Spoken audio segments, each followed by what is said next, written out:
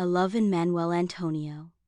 The ocean breeze blew gently when the Morgan family arrived at the small but charming beachfront boutique hotel in Manuel Antonio, Costa Rica. The father, Richard, a bank manager in Boston, and his wife Claire, an art teacher, were looking for a break that would revitalize their relationship.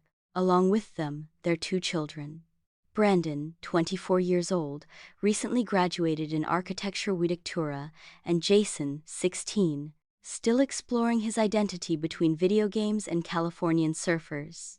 After settling in and enjoying a seaside dinner with marimba music in the background and seafood, seeing the frescoes, Brandon got up from the table and said to his father, "I'm going to take a walk around the area, maybe go into a nightclub I saw on the way." "Behave yourself," warned Claire, smiling.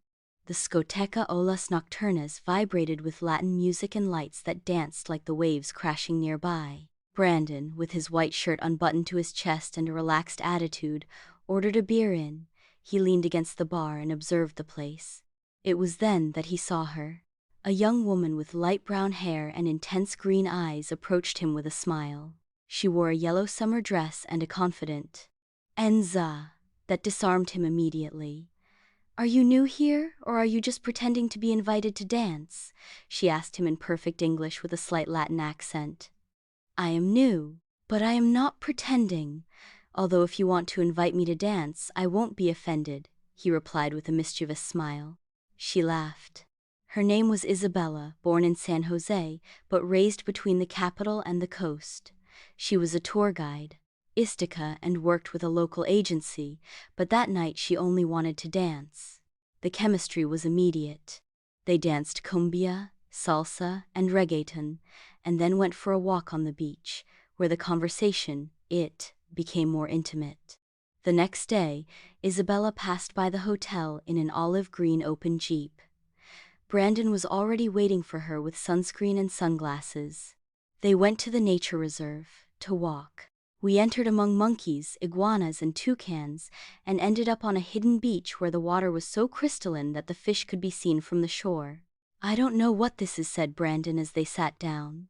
"Joe, the shadow of a palm tree, but it makes me want to stay longer." "Then stay," whispered Isabella. "Sometimes life has more beautiful plans than the ones one makes." Days passed exploring cascadas, eating gallo pinto and passion fruit ice cream, laughing between dirt roads and intense sunrises.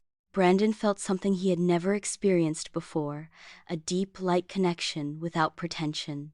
Ions. But the day of return arrived. "What if you give up everything and come with me?" she said to him, laughing, while they walked along the dock. "What if I do?" he answered seriously. "Brandon. No, it is, Kuchum. I always lived following what is correct, the marked path. But here I feel more alive than ever, and you are part of that." She fell silent. The Jeep waited. Her family was already looking for her. The plane would leave in a few hours. They kissed passionately, as if that kiss could stop time. He left. But he left part of himself there. Weeks later, in Boston, Brandon couldn't get Isabel out of his mind. He stroked his head.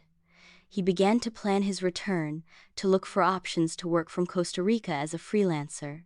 Isabella, meanwhile, waited for him on the same beach where they met, with a hummingbird, day tattooed on the wrist as a promise of freedom and destiny. And one day, he returned, with a backpack, a camera, and a single intention: to stay. Because sometimes, vacations are not an escape, they are the part-harned beginning of the life you always wanted to live. End.